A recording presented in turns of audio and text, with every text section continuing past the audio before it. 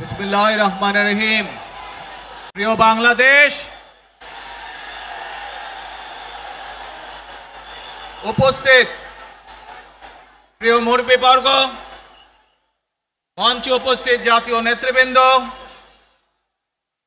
আমার সামনে উপস্থিত প্রিয় ভাই ও বোনেরা এবং মিডিয়ার মাধ্যমে সমগ্র বাংলাদেশ থেকে যারা দেখছেন এই অনুষ্ঠান, প্রিয় ভাই বোনেরা, প্রিয় মা বোনেরা, আসসালামু আলাইকুম।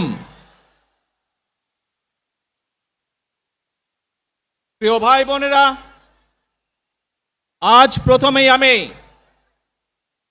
রব্বুল আলামিনের দরবারে হাজারো লক্ষ কোটি শুকরিয়া জানাতে চাই। রব্বুল আলামিনের অশেষ রহমতে আজ আমি আমার প্রিয় মাতৃভূমিতে ফিরে আসতে পেরেছি আপনাদের দোয়ায়। আপনাদের মাঝে প্রিয় ভাই বোনেরা,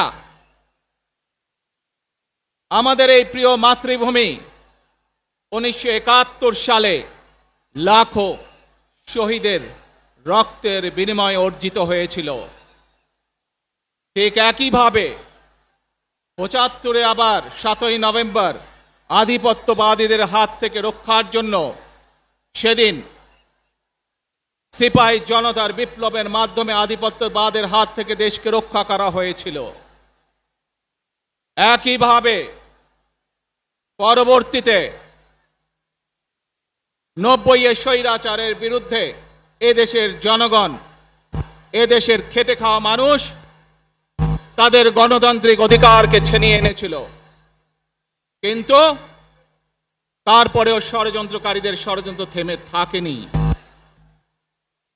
আমরা তারপর দেখেছি 2024 সালে, 71 সালে এই দেশের মানুষ যেমন স্বাধীনতা অর্জন করেছিল, 2024 সালে এদেশের ছাত্র জনতা সহ সর্বস্তরের মানুষ, কৃষক, শ্রমিক, গৃহবধূ, নারী, পুরুষ, মাদ্রাসার ছাত্র সহ দল মত নির্বিশেষে, শ্রেণী পেশা নির্বিশেষে সকল মানুষ সেদিন 2024 সালের 5ই আগস্ট এই দেশের স্বাধীনতা এবং সার্বভৌমত্বকে রক্ষা করেছিল।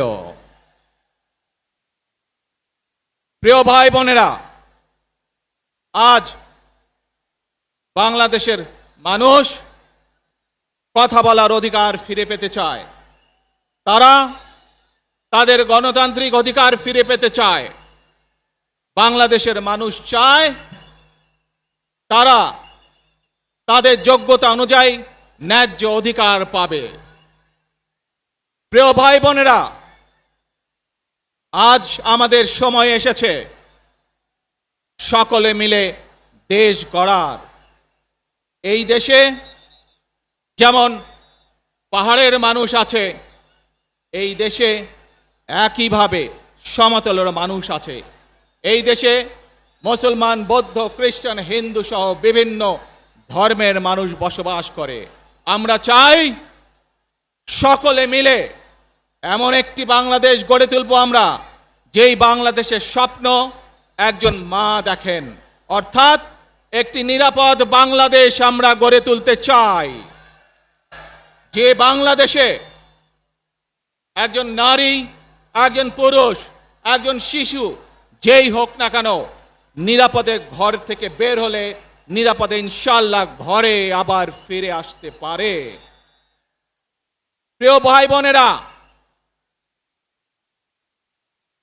এই দেশের জনসংখ্যার অর্ধেক নারী, 4 কোটিরও বেশি তরুণ প্রজন্মের সদস্য, 5 কোটির মতন শিশু, 40 লক্ষের মতন প্রতিবন্ধী মানুষ রয়েছেন, কয়েক কোটি কৃষক, শ্রমিক রয়েছেন। এই মানুষগুলোর একটি প্রত্যাশা আছে এই রাষ্ট্রের কাছে, এই মানুষগুলোর একটি আকাঙ্ক্ষা আছে এই দেশের কাছে। আজ আমরা সকলে যদি ঐক্যবদ্ধ হই, আজ আমরা যদি সকলে প্রতিজ্ঞাবদ্ধ হই, তাহলে আমরা এই লক্ষ কোটি মানুষের সেই প্রত্যাশাগুলো পূরণ করতে পারি ইনশাআল্লাহ। প্রিয় ভাই বোনেরা, ৭১ সালে আমাদের শহীদরা নিজের জীবন উৎসর্গ করেছিলেন এই রকম একটি বাংলাদেশ গঠনের জন্য। বিগত 15 বছর স্বৈরাচারের বিরুদ্ধে শত শত হাজারো গুম খুনের শিকার হয়েছে শুধু রাজনৈতিক দলের সদস্য নয়, নিরীহ মানুষের প্রতিবাদ করতে গিয়ে অত্যাচার নির্যাতনের শিকার হয়েছে, জীবন দিয়েছে।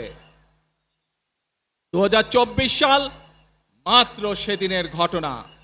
কিভাবে আমরা দেখেছি আমাদের তরুণ প্রজন্মের সদস্যরা কিভাবে নিজের জীবন উৎসর্গ করেছে দেশের এই স্বাধীনতা এবং সার্বভৌমত্বকে রক্ষা করার জন্য।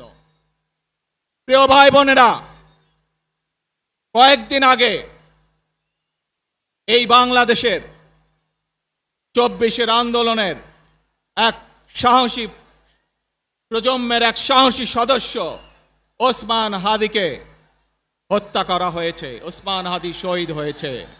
প্রিয় ভাই বোনেরা, ওসমান হাদি চেয়েছিল এই দেশের মানুষের জন্য গণতন্ত্র প্রতিষ্ঠিত হোক, এই দেশের মানুষের গণতান্ত্রিক অধিকার প্রতিষ্ঠিত হোক, এই দেশের মানুষ তাদের গণতান্ত্রিক এবং অর্থনৈতিক অধিকার ফিরে পাক। আজ 24-এর আন্দোলনে যারা শহীদ হয়েছেন, ওসমান হাদি সহ ৭১-এ যারা শহীদ হয়েছেন, বিগত স্বৈরাচারের সময় বিভিন্নভাবে খুন গুমের শিকার হয়েছেন, এই মানুষগুলোর রক্তের ঋণ যদি শোধ করতে হয়, আসুন আমরা আমাদের সেই প্রত্যাশিত বাংলাদেশ গড়ে তুলব, যেখানে আমরা সকলে মিলে কাজ করব, যেখানে আমরা সকলে মিলে আমাদের প্রত্যাশিত বাংলাদেশকে গড়ে তুলব। প্রিয় ভাই বোনেরা, বিভিন্ন আধিপত্যবাদ শক্তির গুপ্তচরেরা বিভিন্নভাবে ষড়যন্ত্রে এখন লিপ্ত রয়েছে। আমাদেরকে ধৈর্যশীল হতে হবে, আমাদেরকে ধৈর্য ধারণ করতে হবে। বিশেষ করে তরুণ প্রজন্মের যে সদস্যরা আছেন, আপনারাই আগামী দিন দেশকে নেতৃত্ব দিবেন, দেশকে গড়ে তুলবেন। এই দায়িত্ব তরুণ প্রজন্মের সদস্যদেরকে আজ গ্রহণ করতে হবে, যাতে করে এই দেশকে আমরা সুন্দরভাবে গড়ে তুলতে পারি। শক্ত ভিত্তির উপরে গণতান্ত্রিক ভিত্তি, শক্তিশালী অর্থনৈতিক ভিত্তির উপরে যাতে এই দেশকে আমরা গড়ে তুলতে পারি। প্রিয় ভাই বোনেরা, আমার সাথে আজকে মঞ্চে এখানে বহু জাতীয় নেতৃবৃন্দ বসে আছেন। আসুন আজকে আমরা দুহাত তুলে আল্লাহর দরবারে দোয়া করি, আল্লাহর রহমত আমরা চাই। যে সকল জাতীয় নেতৃবৃন্দ এই মঞ্চে আছেন, মঞ্চের বাইরে যে সকল জাতীয় আরো নেতৃবৃন্দ আছেন, আমরা সকলে মিলে এই দেশকে নেতৃত্ব দিয়ে আমাদের বাংলাদেশের জনগণের প্রত্যাশিত সেই বাংলাদেশকে আমরা গড়ে তুলতে চাই। আমাদেরকে যে কোনো মূল্যে আমাদেরকে এই দেশের শান্তি শৃঙ্খলা রক্ষা করতে হবে। যে কোনো উস্কানির মুখে আমাদেরকে ধীর শান্ত থাকতে হবে। প্রিয় ভাই বোনেরা, আমরা দেশের শান্তি চাই, আমরা দেশের শান্তি চাই, আমরা দেশের শান্তি চাই। প্রিয় ভাই বোনেরা, মার্টিন লুথার কিং নাম শুনেছেন না আপনারা? নাম শুনেছেন তো আপনারা? মার্টিন লুথার কিং, তার একটি বিখ্যাত ডায়লগ আছে, আই হ্যাভ এ ড্রিম। আজ এই বাংলাদেশের মাটিতে দাঁড়িয়ে আপনাদের সকলের সামনে আমি বলতে চাই, বাংলাদেশ জাতীয়তাবাদী দলের একজন সদস্য হিসাবে আপনাদের সামনে আমি বলতে চাই, I have a plan for the people of my country, for my country. আজ এই পরিকল্পনা দেশের মানুষের স্বার্থে, দেশের উন্নয়নের জন্য, দেশের মানুষের ভাগ্যের পরিবর্তনের জন্য যদি সেই প্ল্যান, সেই কার্যক্রম, সেই পরিকল্পনাকে বাস্তবায়ন করতে হয়। প্রিয় ভাই বোনেরা, এই জনসমুদ্রে যত মানুষ উপস্থিত আছেন, এই সারা বাংলাদেশে গণতন্ত্রের শক্তি যত মানুষ উপস্থিত আছেন, প্রত্যেকটি মানুষের সহযোগিতা আমার লাগবে। প্রত্যেকটি মানুষের সহযোগিতা আমাদের লাগবে। আপনারা যদি আমাদের পাশে থাকেন, আপনারা যদি আমাদেরকে সহযোগিতা করেন, ইনশাআল্লাহ আমরা আই হ্যাভ এ প্ল্যান বাস্তবায়ন করতে সক্ষম হব। আসুন আমরা আল্লাহ রব্বুল আলামিনের দরবারে হাত তুলে প্রার্থনা করি, আমরা জানো হে রব্বুল আলামিন, হে একমাত্র মালিক, হে একমাত্র পরওয়ারদিগার, হে একমাত্র রহমত দানকারী, হে একমাত্র সাহায্যকারী, আজ আপনি যদি আমাদেরকে রহমত দেন, তাহলে আমরা এই দেশের মানুষ কঠোর পরিশ্রম করার মাধ্যমে আমাদের প্রত্যাশিত বাংলাদেশকে গড়ে তুলতে পারবো।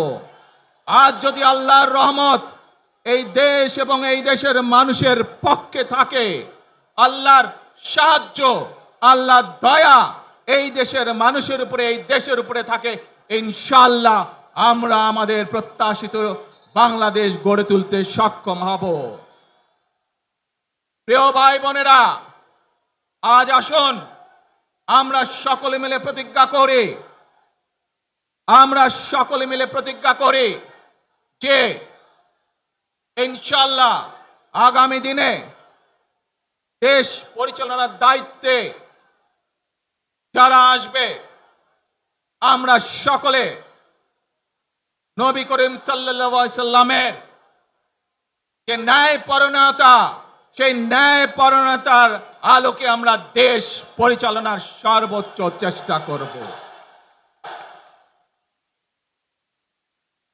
প্রিয় ভাই বোনেরা, আজ আপনারা জানেন এখান থেকে আমি আমার মা দেশনেত্রী খালেদা জিয়ার কাছে যাব। একটি মানুষ, যে মানুষটি এই দেশের মাটি, এই দেশের মানুষকে নিজের জীবনের থেকেও বেশি ভালোবেসেছেন, তার সাথে কি হয়েছে আপনারা প্রত্যেকটি মানুষ সে সম্পর্কে অবগত আছেন। সন্তান হিসাবে আপনাদের কাছে আমি চাইবো, আজ আল্লাহর দরবারে আপনারা দোয়া করবেন যাতে আল্লাহ ওনাকে তৌফিক দেন, উনি যাতে সুস্থ হতে পারেন। প্রিয় ভাই বোনেরা, সন্তান হিসাবে আমার মন আমার মায়ের বিছানার পাশে পড়ে আছে সেই হাসপাতালের ঘরে, কিন্তু সেই মানুষটি যাদের জন্য জীবনকে উৎসর্গ করেছে, অর্থাৎ আপনারা এই মানুষগুলোকে, যাদের জন্য দেশনেত্রী খালেদা জিয়া জীবন উৎসর্গ করেছেন, নিজের জীবন, সেই মানুষগুলোকে আমি কোনোভাবেই ফেলে যেতে পারি না। এবং সেজন্যই আজ হাসপাতালে যাবার আগে আপনাদের প্রতি সহ টেলিভিশনগুলোর মাধ্যমে যারা সমগ্র বাংলাদেশে আমাকে দেখছেন, আপনাদের সকলের কাছে কৃতজ্ঞতা প্রকাশ করার জন্য আজ আমি এখানে দাঁড়িয়েছি আপনাদের সামনে। প্রিয় ভাই বোনেরা, আসুন আমাদেরকে আজকে নিশ্চিত করতে হবে, আমরা যে ধর্মের মানুষ হই, আমরা যে শ্রেণীর মানুষ হই, আমরা যে দলেরই রাজনৈতিক দলের সদস্য হই অথবা একজন নির্দলীয় ব্যক্তি হই, আমাদেরকে নিশ্চিত করতে হবে যে কোনো মূল্যে আমরা আমাদের এই দেশের শান্তি শৃঙ্খলাকে ধরে রাখতে হবে। যে কোনো মূল্যে যে কোনো বিশৃঙ্খলাকে পরিত্যাগ করতে হবে।